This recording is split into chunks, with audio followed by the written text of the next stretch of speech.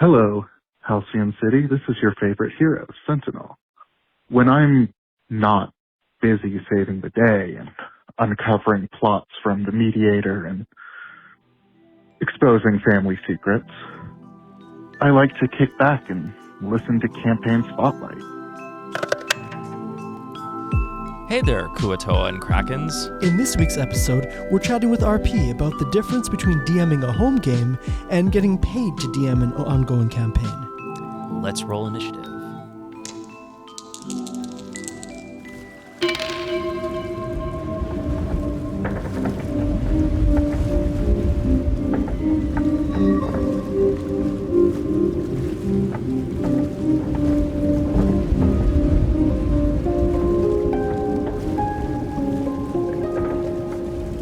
The stars above promise to guide you home. With an oar in one hand, you continue on your journey. Every pull painfully reminding you how far you have come, and how far you are from shore.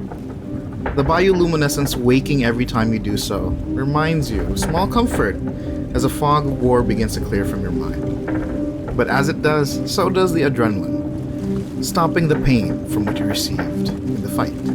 You clutch at the wounds made in battle.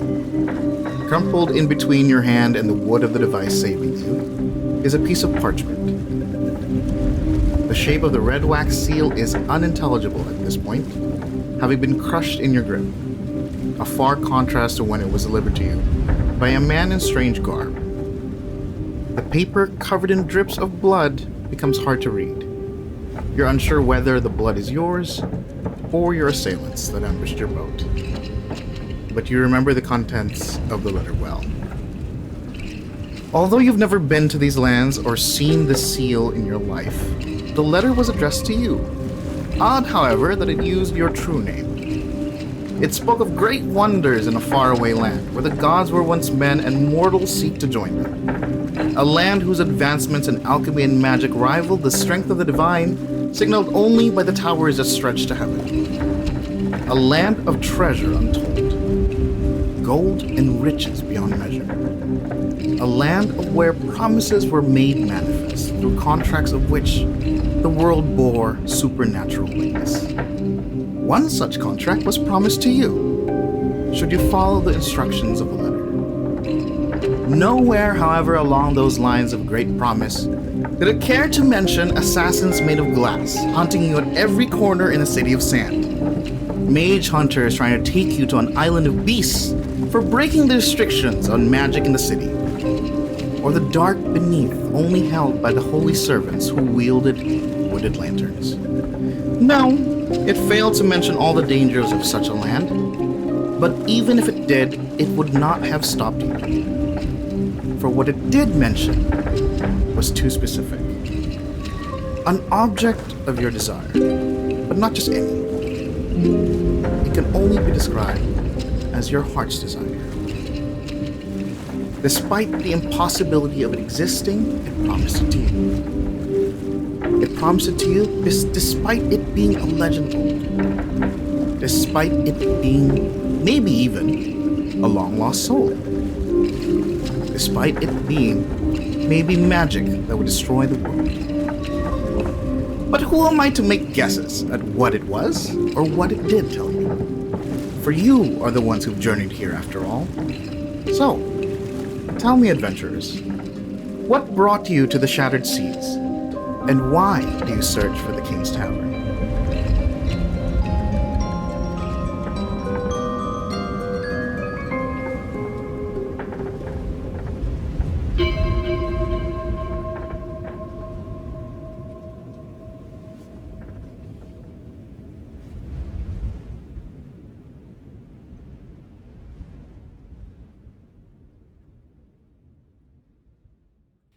Wow! RP, welcome to Campaign Spotlight. Hello! Hi. That was intense as hell.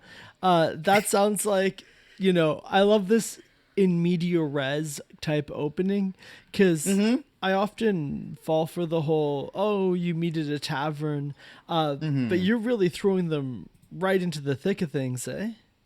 Yes! So the whole idea of this is like, hi, by the way, I'm Ray.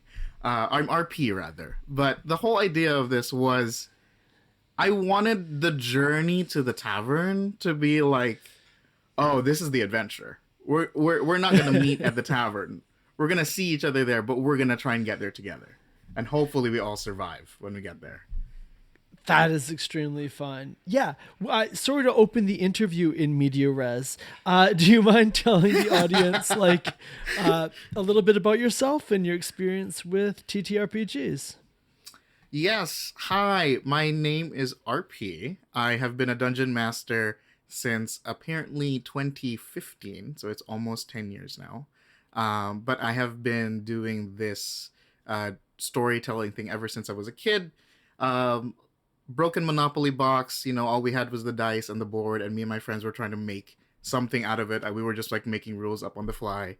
I started out in the heyday of Roll20 really after culinary school, and I was just so utterly disappointed in the dungeon masters that were available at the time, because D&D Next had just released at that point, and people were still trying to figure out the system, and it was just very video gamey, and I was like, no, I want to tell a story.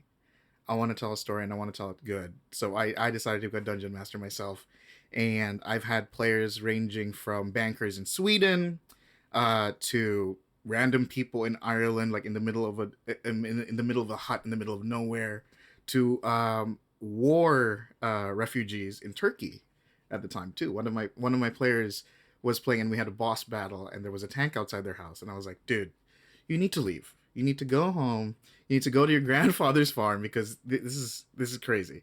But it's been an interesting journey for sure, being a dungeon master. It sounds like it. And sorry, when you say D&D Next, what you mean is like 5th edition, kind of the modern Dungeons and Dragons. Correct. And which is a system that feels like it was built for storytelling. So it's surprising that the early DMs were so video gamey. Yeah, they were still coming from like 3.5 and 4th edition as well.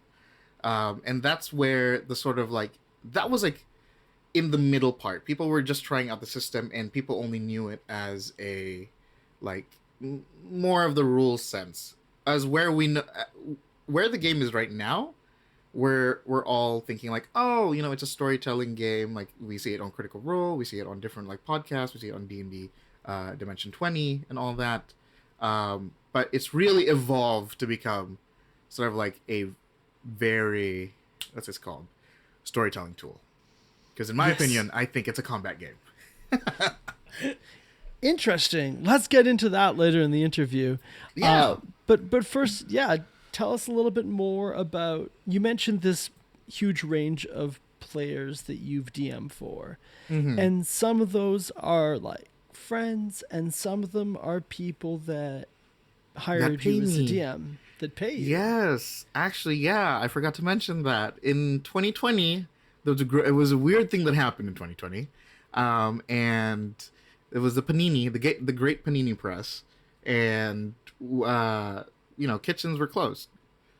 So I decided to become I was looking online. I wanted to run a game, and I said, let's do this. Let's play a game. Let me find a website.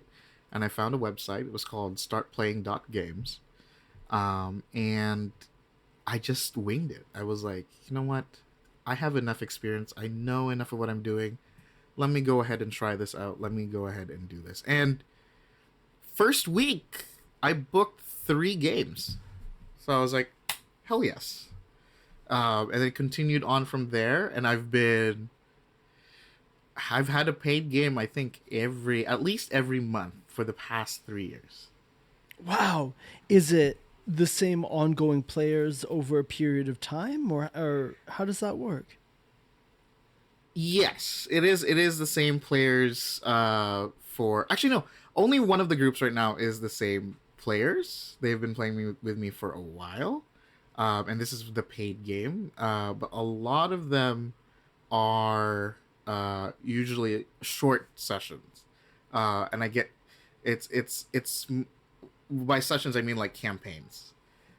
Usually we set up, especially for the paid games, I always set up like a set amount of uh, sessions that we have, so that we can say, okay, this is the amount that we're committing to, and this is what we're going to do. And then if they want to continue, which usually they do, they want to continue, they want to keep playing. The story hasn't ended yet. We book again, we redo it again, and then we just keep going from there. Got it. And so you do end up telling some pretty long-term stories in these paid games. I do, actually, yes. A lot of them is based off of the intro that I just read you, which is called the King's Tavern. It was the first campaign that I actually wrote, and I actually ran it on Roll20 for free a very long time ago, and multiple iterations of it have happened all throughout the years. And eventually, I did offer that as one of my first games on on Start Playing Games. And the reason being I offered this was because I knew that I was gonna find strangers in these games. There's no guarantee that they would all work together, so I had to give them a MacGuffin. But I also wanted to be strong enough that it would like lead into the role play. So the letter itself is the first part of the game, because what I prompt my players to do, for free game or paid game, was that you'd send me, what is your character's greatest desire? Why are they here? And what is the secret that they have? Immediately, this letter is already like, making them think, making the cogs turn in their head as to how they can relate to the world. And because it is my own setting, it's my own world, the letter already gives that sort of like, you're going to this new land. You're going to this new land, and you're going to be figuring things out as you go, which is great. I love it. I love it so much. And you've run this both with the free game with is that with people you know, or is that also with strangers? Actually, that was with strangers as well, because Wow. that was back in but that was back in Roll20. So I've done it with strangers. Yes. There was a shorter campaign with friends, and then there have been 3 paid groups who have ran this campaign. Interesting. And how do people's desires that they come into the game with vary between the free game, the version with friends, and the paid campaigns you've run? Let me say that again. The one with friends, they actually were strangers first, because I just found them on Reddit. But we found them on. I found a couple on Reddit, on Facebook, and wherever else. And we met up in real life. So literally every game that I ran of this has been the strangers. The first one, it differs. The paid games. Actually, let me start with the friendly games. The games that I would run pro bono. Their desires were usually very altruistic.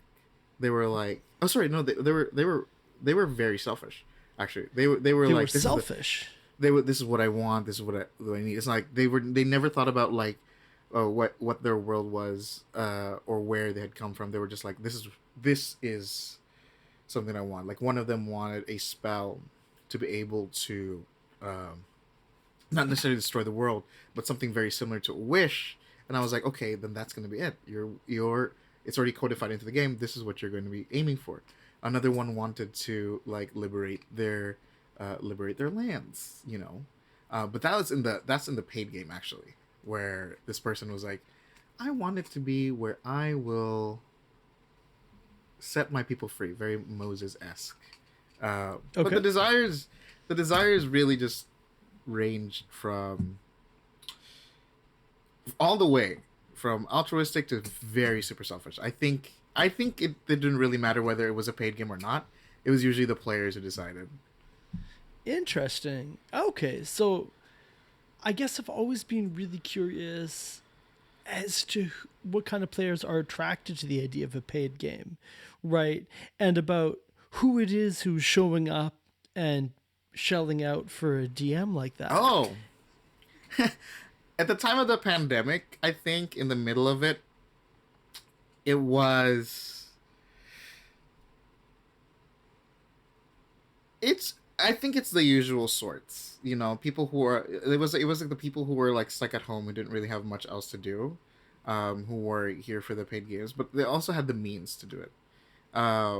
The not a lot of difference there. However, I will say, majority not a lot of difference. There was a trend of power gaming though in the paid games. There was a trend of finding these players who wanted to find whatever loophole they could because they were paying for it. Of course, they wanted their time to be worth something, and they wanted their characters to be strong. It's like paying for like I'm gonna use like video game references a lot. It's like paying for like an MMO, like pay to win. You know, I'm paying to play. I want there to be a return on my investment, and I want to feel strong. But a majority of my players, and I think it's just the vibe that I send out is like, story, guys. Let's not. I love combat, but let's just like let's think about what like actual characters are doing, and let's do the story part. Not to say though that there have not been any power gamers in my free games, and there have been in both settings. There have been problem players for sure. Let's talk about the problem players in a moment, but I'm really interested in what you described as getting your return on investment by power gaming. Yeah. Like, it sounds like, well, I paid and therefore I want a I have power to. fantasy, as opposed to like I paid someone who's good at telling stories and now I want an interesting story. It's clearly stated out. So Start Playing Games also has like your whole profile GM sheet. Like you can fill it up, and you can tell people what kind of a dungeon master you are or a game master you are. Right. And the type of game master I am is like a mix of all three. I really do like exploration. I like combat. I like engaging in the rules of combat, but I do like telling the story. And these people would come into the game expecting something there. Like they of course they're paying. They expect it to be not only good, not only well thought out, but somehow engaging their characters as well, which is a lot easier to do in a free game because you have the time to sort of engage the players and run through different storylines. Whereas when you have a group of 5 to 6 strangers and you have to like inject little bits of the background stories that they've put in, it gets super hard. If you focus on one person, I always have this thought where it's like if I focus too much on one person, it hasn't happened, but I always have this thought that if they focus on one person, other people would be like, oh, what about my backstory? We're paying for the same amount. How come I'm not getting this? Did you get any complaints like that when you were running it? Did people actually say, "Hey, I want to be center stage more"? There was a couple of moments that were like that, but not all the time. Definitely not all the time. Can you give an example of what one of those moments might have looked like? Oh, sure. Let's see. Problem player number 1. This is my paid game. Sure. I think it was within the first 30. Sorry, not first 30. It was in the first 2 sessions of the game. I had dropped a +1 crossbow, a heavy crossbow, and he was a alchemist. Okay. And another player wanted, because they were a rogue, and was like, I'm probably going to benefit from this more. I have sneak attack, blah blah blah. And I was like, mechanically, yes, that is sound. But this guy really just wanted it. He was just like, I deserve this, because I killed him last. And I don't remember. Honestly, I cannot tell you who dealt the last blow. But he was like, I needed this. So it came to it went off the screen. It went off the gaming table. Okay. And started going into DMs. Oh no. I was only made aware of it 2 hours after the game, that there was like threats being made, like, I would better benefit from this, to the point where this is, by the way, this is super early on in the whole professional DMing thing. Sure. I was almost deplatformed almost immediately by this person, because not only did they cause ruckus there, yes, but the way that they were wording things, when I approached them, I told them like, hey, it's just a magic item. If you want one, I'll give you one. Sure. And we can continue from there. And one of the other players already said that you can have it, so we can we can continue the story. But I would appreciate if you don't DM people or you talk about it on the table. Yeah. And they went ahead and started saying all this ludicrous stuff. I'm not going to mention what stuff he said, but it was merely just like to try and get to make it look as if though I was some sort of way, I was sexist, racist, homophobic. I was like, I'm not. I'm queer, by the way. Hello, everyone. Hi. Not almost all of our guests are. Yeah, it's great.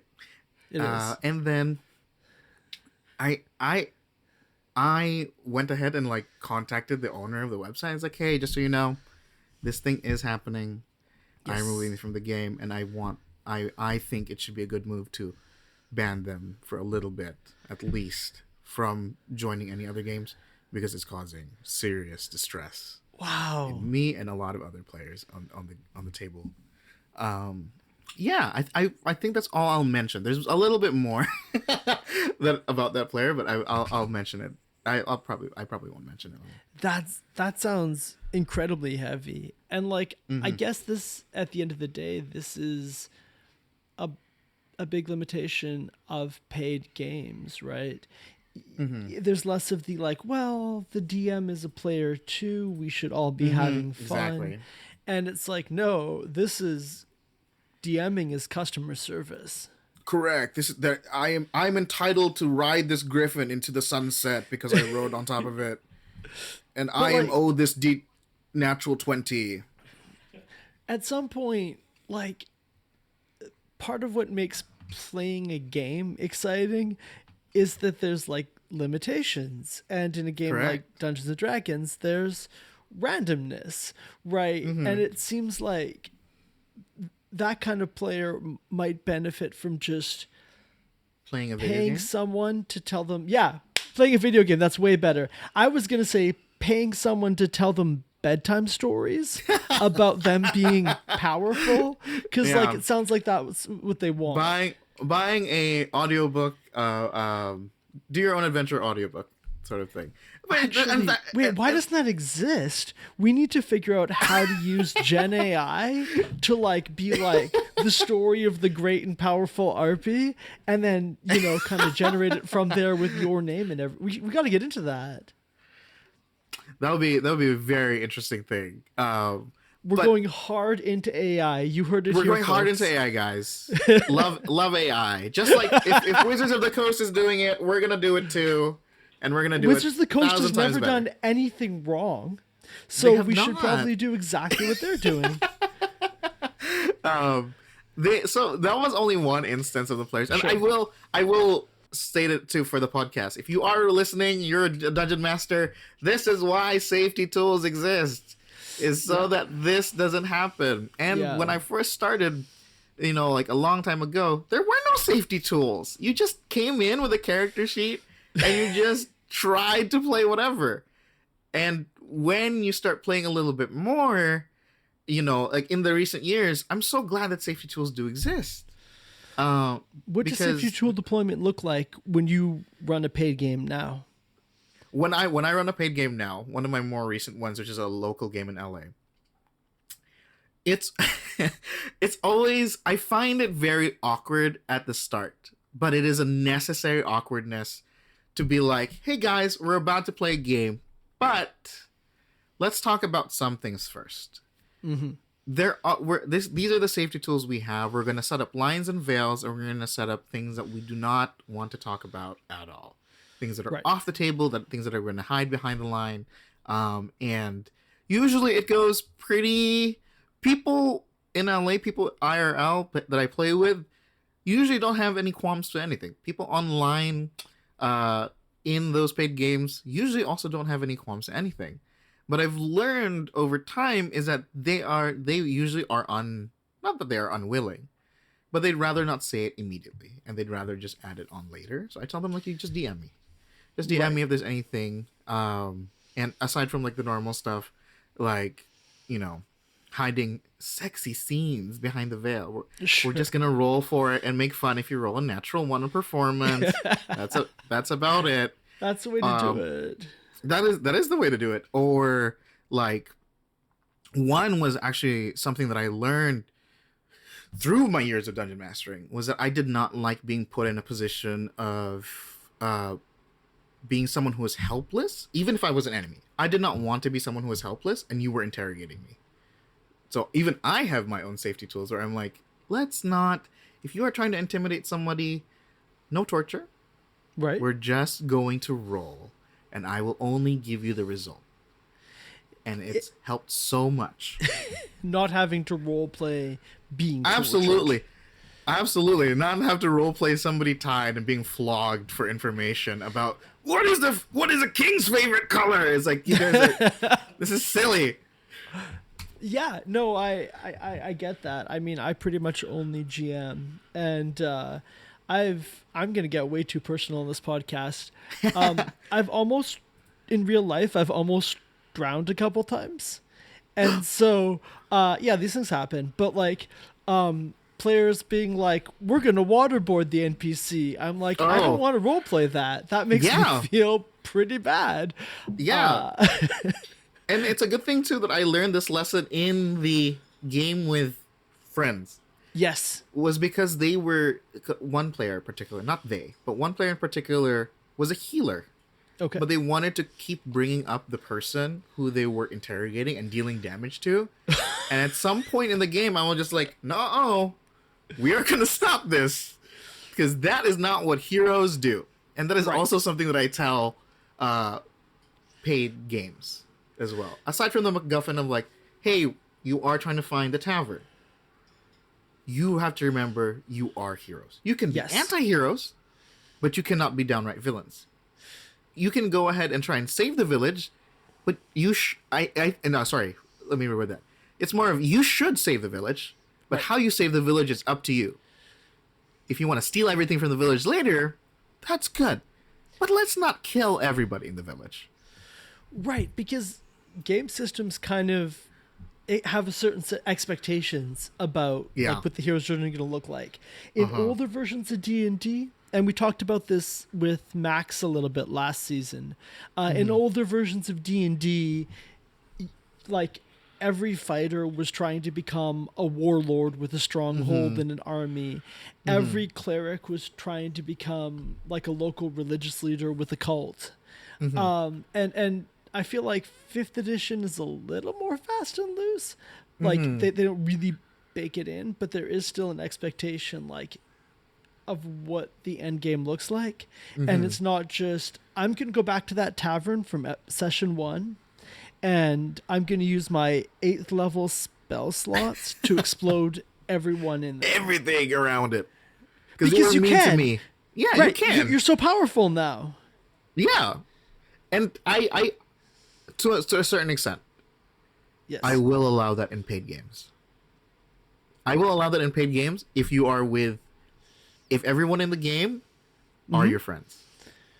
I will allow that in a game if everyone agrees and it's for the sake of fun and the story, and if your character has been alluding to that point. But we're not gonna have Goody Two Shoes over here suddenly pick up a dark sword of evil power and become Edgelord McGee.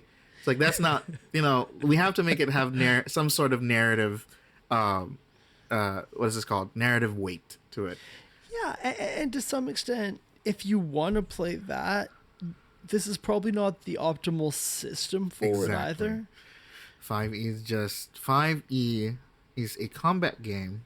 I have thoughts about 5e, but 5e is a combat game that is being ran as a social storytelling game. And I think it's somewhat flawed. But you know what? I'll save I'll save that for No, let's another get into podcast. that actually. Hey, this is the podcast to talk about that on more than anywhere. Tell us how you feel about 5th edition. I hate 5th edition.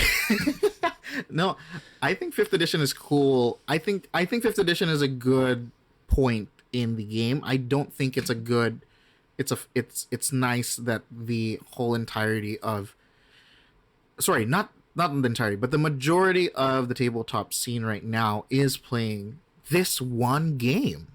I don't think it's very healthy, and with everything that WotC has been going through, everything that Hasbro has been doing on that side, I'm glad that people are starting to venture off of it and starting to look at like, hey, let's try out Pathfinder. Oh my God, there's this thing called Powered by the Apocalypse. What's that? Oh, dude, I found this dice that has pluses and minuses on it. It's for Fate. Oh, did you know that Star Wars also has their own dice? So all of this, I'm very glad that there is some more forethought into this. Whereas before, majority would probably just be like, I love Dungeons and Dragons. I love 5th edition. I think it's, but like, part of why I think people love 5th edition is that we see people who are professional improv comedians and voice actors playing it. And they make it look incredibly fun, right? And it is so much fun to watch them. Mm-hmm. And then it's like, well, that's the system they're using. I can replicate that at home by using the same system. Let's talk about that. Let's talk about the expectation of the Matt Mercer effect in games. In paid games, again, I was at the start of this. I was like talking about how there's an expectation of like the story you tell, and you have to do all these voices and all this. Like I can pull out maybe 3 voices out of my ass. Wait, can I hear some of your voices? Yeah, sure. You can hear some of my voices. I can do British pretty good. I can do this very well. In fact, I've done this multiple times. Usually it's just that is solid. It's a very solid voice. I'm not a voice actor, which is funny, right? Which I probably should look into, but I just haven't done it. So I do this voice. I can do a pirate. Arr, I'm a pirate. That's another voice I can do. He can only say that, and then he switches back straight to English. I can do a lot of different voices. Like a lot of the voices I do, like right now, I'm doing like. I have a character named H who is a part of the Bardic Courts in my world, which is like very fun because they're like a union of sex workers. Really, is what the Bardic Courts are. It's great. I love it.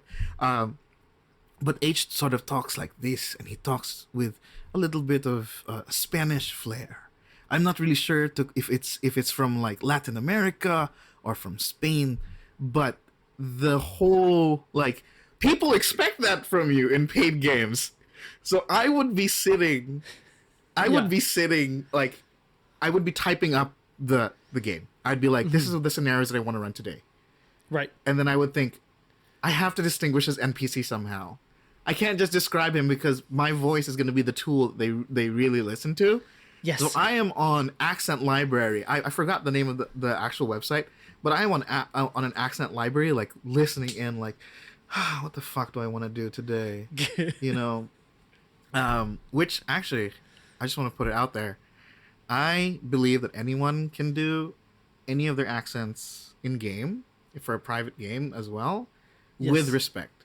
Never do it in the form of the caricature. If you're approaching it with some sort of respect, even if it's bad, I think it's worth doing. I think it's worth it because it really colors your world. It makes it really makes it cool, and especially my world, which is like based on like the Philippines. Okay. Philippines, Singapore, Southeast Asia, India, like I have to do those accents, and people are like, "Oh, we're not just doing, UK fairyland anymore. We're going like Lord of the Rings accent." Exactly. We're not doing that. I'm just like, hey, very good. I can't do accents at all. My players get either the way I'm talking right now, the somewhat more Canadian way that I talk if I go back to Canada for too long, and like a real exaggerated Southern accent. And that's every Southern. NPC just sounds like one of those 3 things. Oh, also, and if you are thinking about like it may be a little bit iffy, American accents, there are hundreds. Yes. There are so many. Louisiana, Creole, you have Southern Texan, Georgia, you have Northern Chicago. Do all those accents. So I know those exist in the real world. Personally, I can't, but it sounds like you can. Although you wanted to talk about the Matt Mercer effect, so let's get back. Oh yes, to that's that. right. Sorry, the Matt Mercer effect. People would always expect it with games, and you like the pressure really was on. But even and they really expect you to tell not only a coherent story, but the acting involved, the Right. prompting them. But what they don't realize that Matt Mercer is working with, like you said, improvisers. He's working with people who are actors, who know how to do this, who know how the beats work, Right. And when I'm not a trained improviser myself, I do think I'm a very good one. When I throw you a ball to and you don't and you're supposed to catch it, but instead you just let it fall. I'm just like, Right.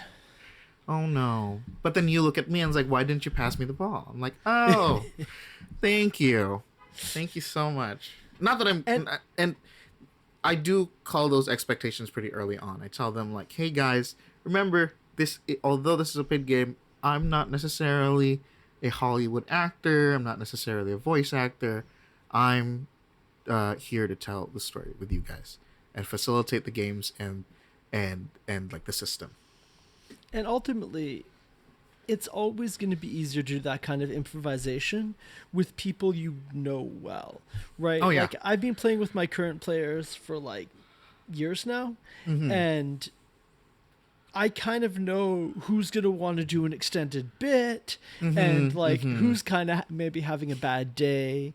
And I try to make sure that if people want to do something silly, like it's happening in a time and in a way that they'd want it to. Yeah, and I you think give that them with the space. strangers, especially online where you don't have a lot of those like nonverbal cues, that sounds like a nightmare. It's not only bad, sometimes it's like rough because someone will try and say a joke, it's off timing, and it's just like technical difficulties happen and someone says a joke and everyone disconnects off of Discord and you're just like, I'm not only paid to role play the characters, but I'm also role played to play an audience in a comedy. I'm also just doing Oh no. And you're doing Discord voice chat for these? We were using, so the systems that we use online, our VTTs of choice, were Owlbear Rodeo, which is something a little bit more simpler than Roll20, where you don't have to be a programmer to do it. And then which is something that really put me off of Roll20. But the thing that we used was Discord. We used Discord with cameras, and cameras were always optional. I know some people don't necessarily want to be on camera, but I wanted to be like, I want to be able to read visual cues. I want you to be able to see my body, and I Absolutely, want you to be able to see my movements and what I'm doing. And it really helped a lot. It really helped a lot. But it also turned in effect. I actually caught a player. I never told them this, but I actually caught a player who would roll a dice. He would pretend to roll a dice and yell out natural 20, because even like before the dice had finished rolling, he would just already be jumping into the table, and I'm like, dude. I figured you'd be using Owlbear Rodeo for the dice rolls. I actually I just trust my players. I really just trust, especially in like these paid games.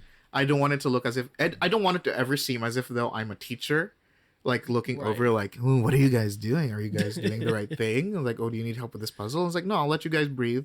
I'll let you guys figure it out on your own. If you want to cheat, sure. Yeah. Technically, you are paying me, so go ahead. Say that you did roll a natural 20. But if it comes to my attention from somebody else, which it did, I would probably be like, okay." Shortly after, though, the game did end, and I was like, okay, that's fine. It's a little bit too late now. But the Discord, the whole like paid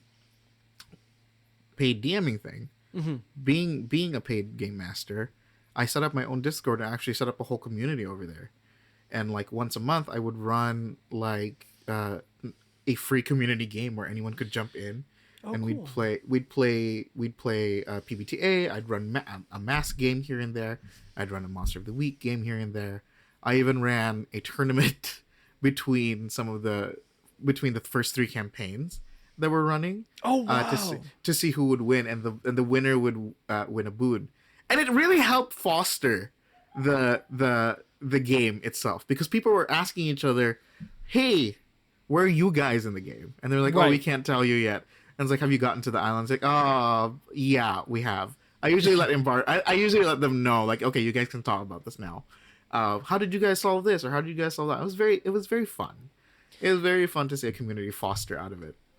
With the players that you're playing with online in particular, because I guess you also do paid DMing in person. I do. I have one paid DM gig right now, thanks to our mutual friends Marquise and Hali. Actually, shout out to Marquise and Hali. At this point, about a third of our guests are people who have played with them. I have played with them. That I love them to death. They're wonderful role players. They really are. I DM'd for them all through lockdown. Oh, that's great. Oh, you were their Panini DM. I was. The paid game I have IRL right now is because of them. And, you know, I'm not going to mention the names, but they are somewhat prominent in the Hollywood scene. And they are pretty nice. You know, they're very nice folk. One of them, I will say that one of them is Filipino. Oh, cool. And just out of respect, I won't mention who they are. This is so mysterious. I know it's so mysterious. I wish I asked permission from them, because I was literally playing with them yesterday, actually. Cool. And we had a big boss battle before a short hiatus, because I'm taking them over to another game. We're gonna do superheroes for a bit. But the paid games in LA, I do hopefully after this podcast, when I actually launch my Instagram page, I'll have a lot more. Cool. Yeah, we'll link to your social media and everything in the show notes. So I guess I'm curious though. It sounds like with your online players, because they could all kind of jump into a game and there was this persistent Discord, you were able to build community with them over time and kind of build rapport by like running these free games and tournaments and things like that. Is that like a necessary component to run these long-term paid games? Because it sounds like you can't do that with the in-person ones. Oh, absolutely. You cannot do that with it in person. I think it was also a product of the time, because it was in the middle of like the lockdown, and I really was at the peak of it, I was running 5 games a week. 5 games a week is a lot. That's a full-time job. That's a full-time job. And it's not only the 3 to 4 hours that we'd be playing in game. It would also be the writing up of all the scenarios, you know. And doing those free games really cut into like a lot of my free time. But I just wanted to do it because, you know, at some point, because this is such a personal thing as well, you can't necessarily go, oh, I just employ this paid dungeon master. You start being introduced to people as, oh, he's my friend. Interesting. It starts becoming like, oh, yeah, well, we know RP. RP is a very nice guy, you know, and, you know, thank goodness. It becomes, I wouldn't say it's banking on the parasocial relationship, because there is a social relationship there. Yes. I will say that it's real. Like I do have some friends who are still from that Discord. Oh, cool. But it does use not intentionally, I will say. It uses the model that streamers use on Twitch, where it's like sort of like fostering community, building up a Discord and all that. And it helps because when one game fizzles out, you still have, you know, 15 other people waiting in the wings for the next game. So was that how long the queue was when you had 5 games going? It was not necessarily a queue. Okay. Because every game had their own core group, and I wanted to be those core groups, so you would play for the same people all the time. But when a spot opened up, I just go like, "Hey guys, I'm recruiting for a new game." So we finished. Oh, thank goodness, we finished one of the three. Sorry, no, two of the three. The King's Tavern campaigns, and then I moved on to um, Dragon of Icespire Peak and Dragon Heist. And I was like just trying to find people who were like interested in a more intrigue based game and a less swashbuckling and more of like just doing small little side quests and like if they wanted to fill in with a bunch of newbies. And then I would post it up on the website, start playing games, and it was fun. It was good. It was like it's not an Ouroboros, I would say. But it was very good that it fed itself, really. It was self-sustaining. Like, it was self-sustaining. Yeah. That's wonderful. So you've talked quite a bit about the paid games that you've run, and a little bit about the games you've run online with strangers, I guess, or at least people you're meeting off of Reddit. Are those kind of the primary places that you play tabletop games? On Reddit? So I guess do you also play with friends, or are most of your players just strangers when it starts and then you become friends over time? Most of the time there's strangers when we start. Most of the time we're strangers when we start. The only group that I've really ran with that started out as friends is Hali and Marquise. Oh, wow, okay. Yeah. So when I ran the mask game for them, I was like, okay, very fun. I know this is going to do very well. I know how both of them are. I know they're both good role players. But a lot of the time, even my free game, the first one I ever got in LA was Reddit, Facebook. I just put out an ad on Facebook. I just put out an ad on Reddit. I was going through these different channels trying to find people. And this was, I think, before the Discordification of everything. And we can talk about that. But it was like, let's set up a place. Let's go to a local game shop. And let's meet each other for the first time. And a lot of the time, when players would drop out and I needed new players for the real life game, right? It would I would go back to Facebook. I'd go back to Reddit. I'd just be like, "Hey, anyone want to play?" Yeah, I mean, I think, I don't want to rant about Discord or even Facebook for that matter. But one thing that is cool about, let's say, pre-2010 internet, and for a lot of the research I'm doing for Flashlights, it's looking at what's happening on the internet at the launch of 3.5 or something like that. It's all just out there because it's on forums that anyone can go to, and they don't need to have you don't need to sign up. Walled garden. Yeah, exactly. There's a lack of freedom of information when it comes to this. There really is. And I don't want to have to go to Discord to find a certain ruling that everyone has anymore. And it's just hard. It's just hard now. Oh gosh, with new systems under development, absolute nightmare. And it's like, they have this. And even on their Kickstarters, like, join us on our Discord, and this is where we're going to talk about things. And I'm just like, I don't want to. I have so many Discords already. Yeah. Okay, sorry. This is like very. Hey, RP, I hate to break it to you. Hi. We're talking like old people right now. Oh, yeah.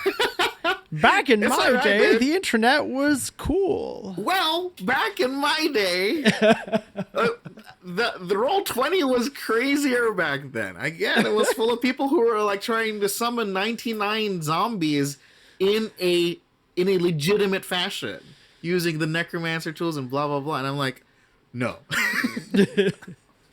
Wait, did that happen in one of your games? It did happen in one of my games. The first one that I tried to recruit for, which that fizzled, and then I made the actual first one that ran the King's Tavern. I just ended up recruiting a bunch of power gamers around my age, which was 19 at the time, and I was just like, nope, this is different. This is not the story that I want to tell. So I was like, I'm sorry guys, we're gonna move on. I guess with free games, right, you can say like, hey, this isn't working, you know? Yes. But with paid games, you're kind of stuck with those players. With those players. Yeah. Not necessarily. Oh, Not necessarily. Like the players, like the player that I had to unfortunately report to start playing games. yes. There are some instances where it really does not mesh. You know, Yeah.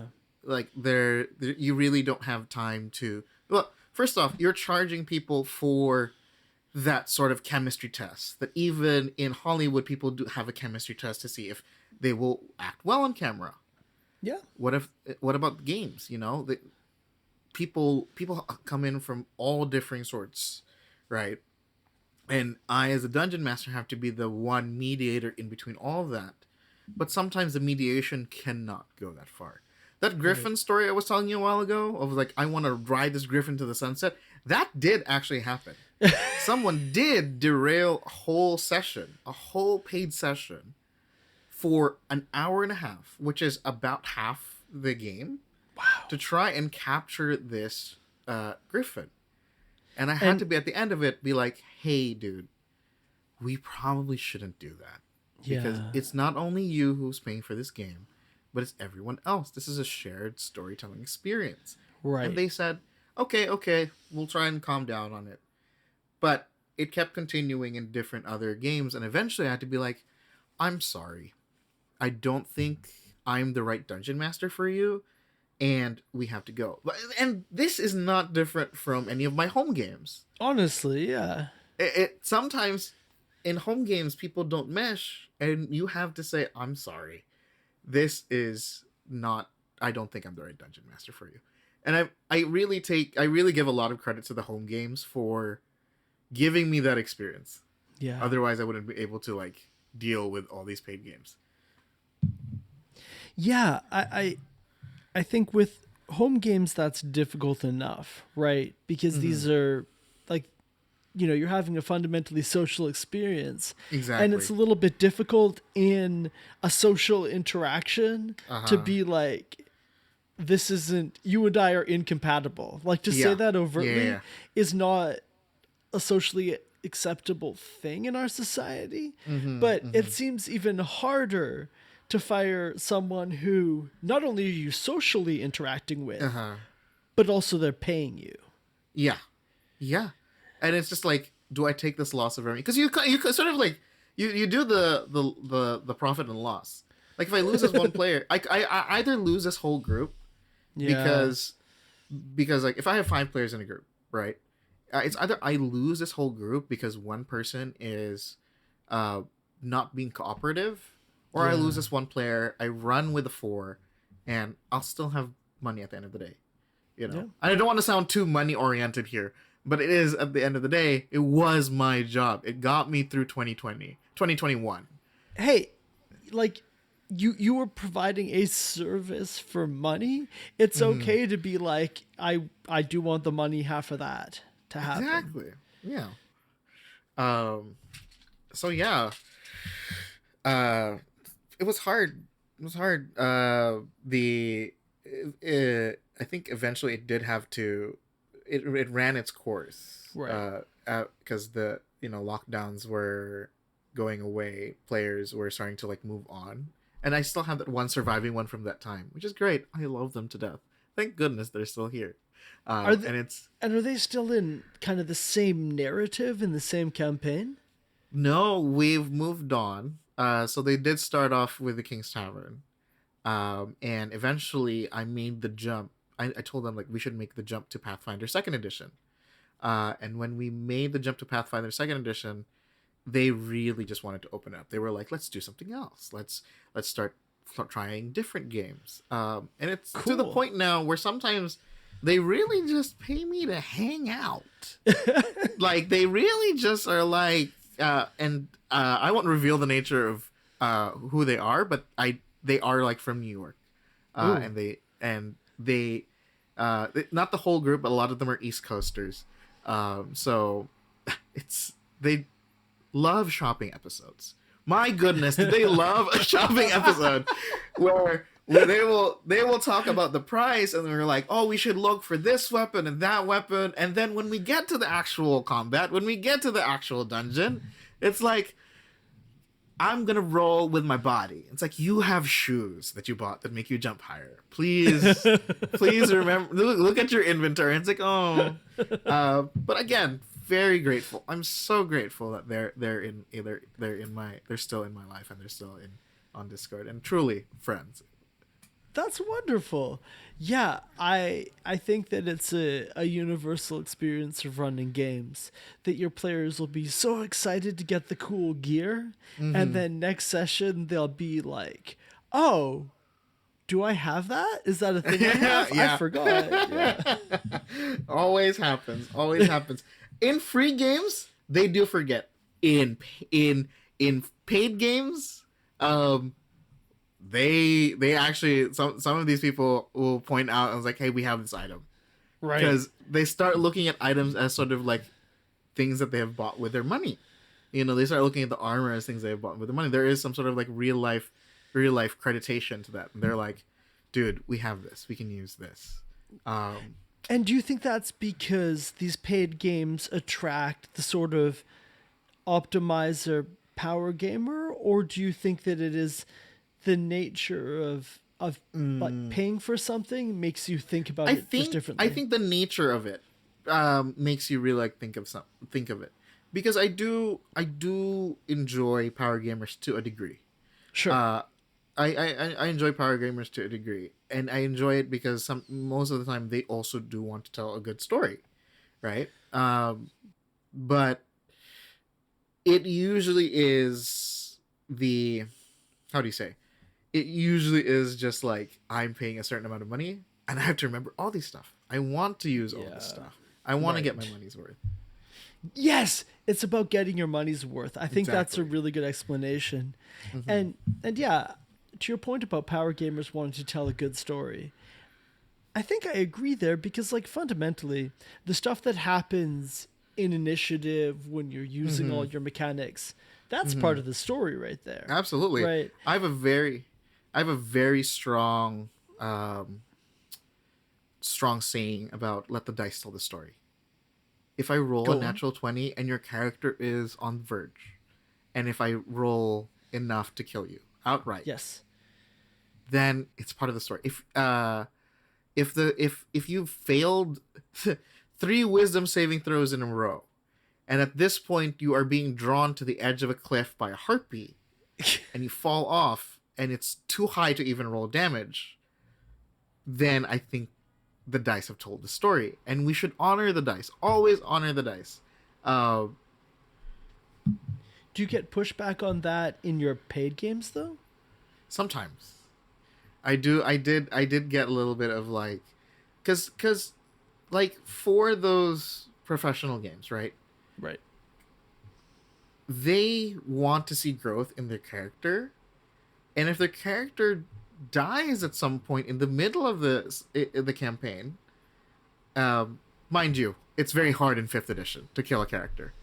It's surprisingly hard. I try to kill my friends' PCs, every week. Every day, And yeah. they just keep popping. Oh, I have Revivify now, and it's like, do you have the components for it? Oh, you do. Well, I guess that. Anyway, sorry. You just say continue. You just say cool, tight. All right, let's. Yeah. I can't kill you, but you do have to come with that philosophy of like, I need to try and kill my players, which you have to in 5th edition. Well, your PCs. I generally don't try to kill my players. Oh, sorry. Yeah. they're characters. Yeah, you're right. Should try to kill my characters.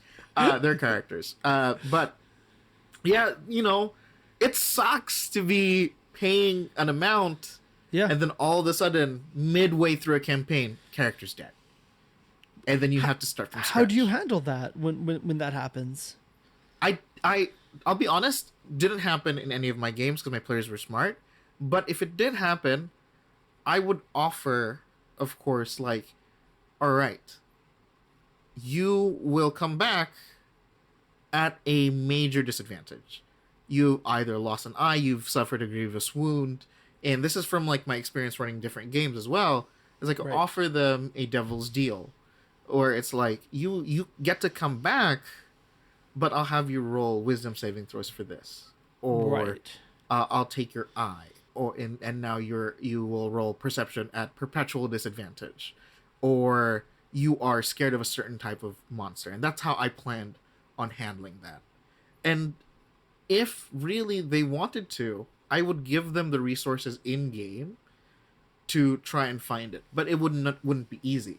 Like when I was running the Dragon Heist campaign was probably the closest we had to like actual player death.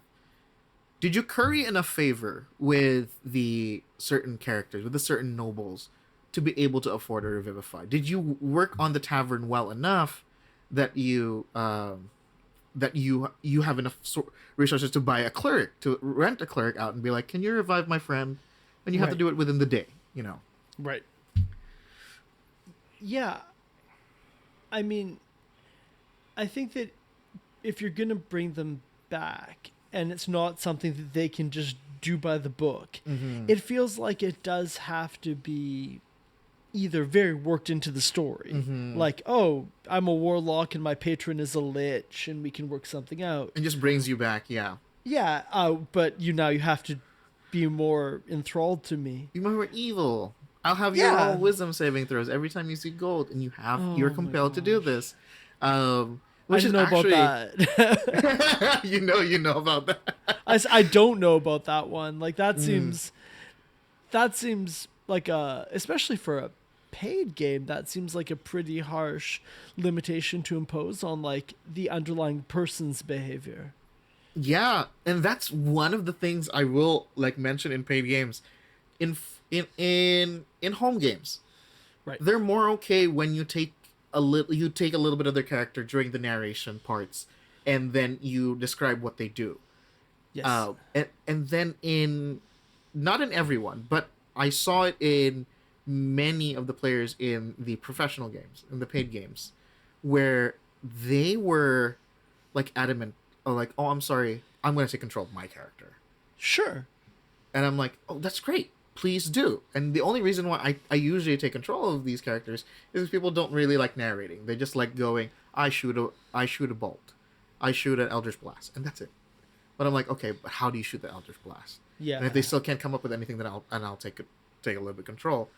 But then some players will be like, outright, no, I don't think I don't feel that way. I don't really do that. And even if I'm like trying to infer that this is a mechanical thing, that your character is starting to feel afraid, because there is frightened condition, they're like, no, I don't think my character is afraid. I'm like, okay. Give me a wisdom saving throw against being frightened, and they just say no. No, I don't think so. But I mean, I think sometimes that narration is necessary because absolutely. that player has a really clear image in their head and they don't need to describe what that Eldritch Blast looks like, but you need to establish a shared understanding. Correct. And until like we have some kind of Elon Musk brain chips where we can all just establish it, we will need the DM to do that. Or maybe like actually like a Hasbro Musk collab. Ooh. Anyway, sorry. Continue. With the You get what microchip? I mean. Yeah. And if you have goodness. the Wizards of the Coast microchip, the DM doesn't have to describe it because you're always seeing it. It comes with a free. It comes with a D&D Beyond subscription. They send it to your home. They have an installation kit and everything. It's mandatory. Wait, It's what mandatory. Installation kit? Like you're doing this at home with like a hammer It's just and a steady hand? It's just a rusty scalpel and some like alcohol and like a razor to shave. That's it. Oh, I mean, yeah, coming soon to D&D Beyond. Coming soon to a game store near you. Yeah, actually, maybe Campaign Spotlight's new sponsor is going to be Neuralink. That would really pay our hosting bills. I'll say that. Sorry, what were we talking about? We're doing a podcast episode. Right. You were talking about this idea that you would narrate things to kind of establish that shared understanding, and people would take back control. And Yeah. to me, it's like what you're doing in that moment is what what they would see in an actual play, where the DM would do a lot of that narrating, and they Yeah, don't. They want to stay center stage. exactly. They do want to stay center stage, and I'm very much okay with that, because there is one thing that I want to mention as well, is like the direction a story goes. So right, people can always control the character. In home games, the direction a story goes, for me, is very much based on what the players actually want to do. Right. Like we can start with the letter at the King's Tavern, and we never have to get to the King's Tavern. Right. We can start building a shipbuilding empire, which they did, and I was like, you guys have too much money, the economy doesn't matter anymore in my home game. But in paid games, that doesn't necessarily work, because again, you are sharing a story with 5 different people that are paying the same amount. Yes. We can't go to every single one of your side quests.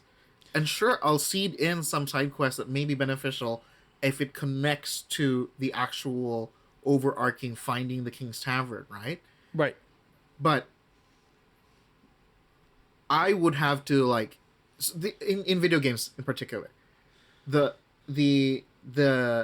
illusion of false choice Right. does come into play a lot. And not that I'm saying I use the technique slightly. Your what is this called? Your decisions in game still do matter. So if you decide to kill this noble instead of this noble, or ally with the undersea people instead of the people who are on the boats and the pirates, there is gonna be some differences in the narrative, in the text. Mechanically speaking, they offer kind of the same things, which is something that video games often do. It's like, it doesn't really matter who you side with, you're still going to get the same mechanical benefits. Right, but the story, like, you're telling a story together. It's not just about the mechanical optimization. Exactly, and that's why it works. But in those pro paid games, you kind of have to, because you have to give them choice to see where their story is going. And at the end of Dragon Age or any of the BioWare games, you always get those cards where like, oh, you chose this instead of this, and how it plays out. So I did that at the end of the game, and I was like, okay, great, this is good. I'm glad. So you had like a wrap up that showed them how their choices mattered. Yes, I did. I always do a little wrap up. We always do this 80s thing, where they stop they freeze frame, and then they describe like where the characters are. So I always love going into fantasy and being like all high fantasy with the elves trying to and the hobbits and the dwarves and the gnomes, and then go back to like more modern stereotypes of like freeze frame. Billy now manages a magical shop. Is that the kind of ending they get, or is it like they're now legendary heroes? The NPCs I usually do that for. God. They get to decide ultimately what their ending is, or like what happens after the story ends, whether they stay in that world or they go back home, because again, they're sort of like traveling to this like new land. Right. I guess it depends what their desire, like what it was that they're requesting for. Correct. Whether it was gold, sometimes it was gold, sometimes it was guts. It was either guts, glory, or greed. Right. Are the three things. I mean, like vengeance. It's kind of wild to imagine, like, I'm gonna go on this epic quest for a lot of gold. Mm-hmm. But also, I guess, isn't that how Beowulf ends? So like, that is a grand literary tradition. I'll tag for spoilers for Beowulf. I guess. Yeah. I'm gonna ask you something. Please feel free to decline. I think this is gonna be something of interest to a lot of our audience. Yeah. How much does one charge, or does one earn as a paid DM? Honestly, not that much, and this is why it is. That is why I am what is this called? Only a part-time dungeon master at this point. Right. It's just some nice gig work to get some extra money, but at the height of it, with running 5 games, it was It was a substantial amount. Amount. I'll tell you a per price game rather. Sure. The price per session of these games usually run on the website. Like I'm going to start playing the .com right now. Many of the sessions back in 2021 were $15 starting out. $15 for 3 hours. For 3 hours per session. And it at some point I raised it up to 20 after I got a couple more reviews. And now the going rate for these paid games are between 20 and 30 depending on the tools that you use. Okay. Like whether you offer a D&D Beyond subscription, whether or not you have like Foundry or any other VTTs. It's more about the assets that you are able to show them from the get-go. Is what I would say you would charge at. And I was charging 20 for this one because, you know, I didn't really want to highlight too much of the VTT, and I wanted to be more of like us gathering around the table. But I did have music. I did have a Discord server that was boosted so that we would have clear, crisp audio, very nice to use, and other players would boost it as well. Oh, cool. It was very nice. Again, community, right? And now the IRL games, Yes. I will probably say with gas and everything, especially when you're lugging everything, you're looking at a price point of like $40 to $50 per session. Per session, per player. Per player, correct. So this is a per session Got per it. player price. Right.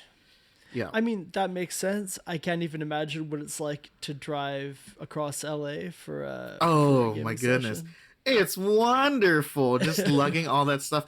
But it's you know, you really do this because it's your passion, you know? Absolutely. Like the same like I mentioned, I was like 13 years old, 14 maybe, grabbing a broken Monopoly box, grabbing some index cards, and like we had dice, we had a table, we had the jails.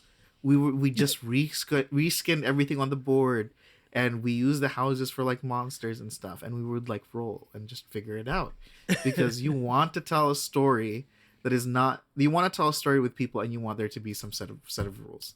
You don't necessarily do this to like become the next Matt Mercer. Right. You know, is it possible? Absolutely. Anything is possible. But doing it for the love of the game. Doing it for the love of the game is the reason why you should be doing it. And making some spare change on the side doesn't hurt. It doesn't hurt at all. And when you are the next Matt Mercer, you got to come back on Campaign Spotlight. Absolutely. I will absolutely come back. I mean, like, hopefully, you know, my end game really, and this is like a goal that I want to reach within the next 10 years. Yeah. Run my own convention in LA. Run a queer convention in LA, you know, with our friends, Holly and Marquise, you know, with the friends that I have, that I'm running with right now, with all these connections that sort of just like are falling onto my lap. I can see it happening. I can see it happening where suddenly we have a convention. The King's Tavern will be real. And we'll be able to run games. Hopefully, that is honestly long-term goal. Short term, just enjoy, you know, some wings at the end of the game. Stop by Wingstop. Some well-earned wings. And when Exactly. you do run that convention, Campaign Spotlight, Riley and I will come down there to cover it. Absolutely. Hey, we'll hope for it, right? And this is like the thing is too is that I fully believe the idea that the hobbies and the skills that you get from doing things that you love, if you take care of your passions will take care of you. It's like 100-fold. I believe that sincerely, because it did it for me during the pandemic. I'm so glad to hear that. Yeah. RP, other than a broken Monopoly board, are there any I guess, pieces of media that really inspired you to start getting into tabletop gaming, or inspired you to tell the stories like the ones you're telling? Big shout out to Tolkien. Really did a good job. Banger of a book. The Silmarillion was something else. Wow, I'm kidding. Deep cut. I'm kidding. Actually, I don't read a lot of books. I don't watch a lot of. I watch media. I watch a lot of anime. Cool. But, is there any anime you'd like to plug? Let me see. Not really. The one book that I will plug out, probably, that really changed the game for me for like storytelling and understanding villains, was Demon: A Memoir. It's a story about this this fallen angel that came down and tried to explain to this one news reporter about what it's like to be somebody who was in the graces of God and who fell down. Another thing I want to that really has inspired me too is all of the stories. I grew up in a Christian household, no longer, but all those stories of I use a lot of that imagery and iconography to sort of tell the stories as well. The Seven Sins, Catholicism is a great source. The Renaissance art, oh my God, wonderful. Aside from that, not much. I read a lot of technical books. I actually just read a lot of D&D. Order of the Stick is what really got me to get into it, because I was just what are these people talking about? Order of the Stick, that's a deep cut webcomic online. Deep cut. That is a deep cut Order of the Stick webcomic, one of the best ones. Let's see, what else? PAX Unplugged. That's what I was watching when I was young. The PAX Unplugged games with I forget his name, the dungeon master for Wizards of the Coast at the time. They had before Critical Role, they had this. Yes. And it was. Is this the Penny Arcade live streams they did? Correct. Yes, it's the Penny Arcade live streams. Wonderful. Oh, Acquisitions Incorporated. Acquisitions Incorporated. My God, I was watching that before Critical Role, and I was like, you guys made it. You guys made it awesome. It is, I think, my favorite official source book is the Acquisitions Incorporated source book. Oh, that's good. I hate those spells.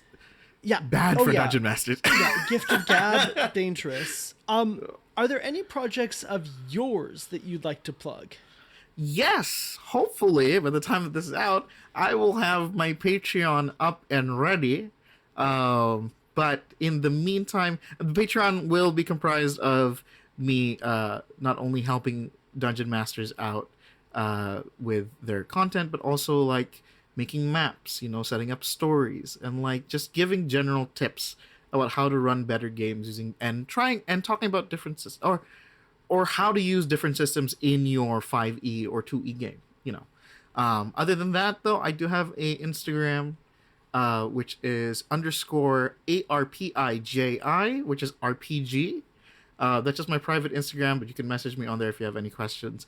And if you're looking for a game at all, you can email me at abaddungeonmaster.com, at gmail.com rather. So that's abaddungeonmaster@gmail.com, and I'll send you all the links for that. Please send us those links, and we'll put them in the show notes for sure. And by the time this episode comes out, we'll also have a link to your Patreon in the show notes. Yes, I will have that very shortly. I look forward to it. RP, it's been an absolute pleasure to hear about your experiences as a paid DM, to hear about just your philosophy of running games overall. Yeah, thanks, man. This has been such a good time. It really has been. Thank you again, and have a great night. Y'all have a good one as well.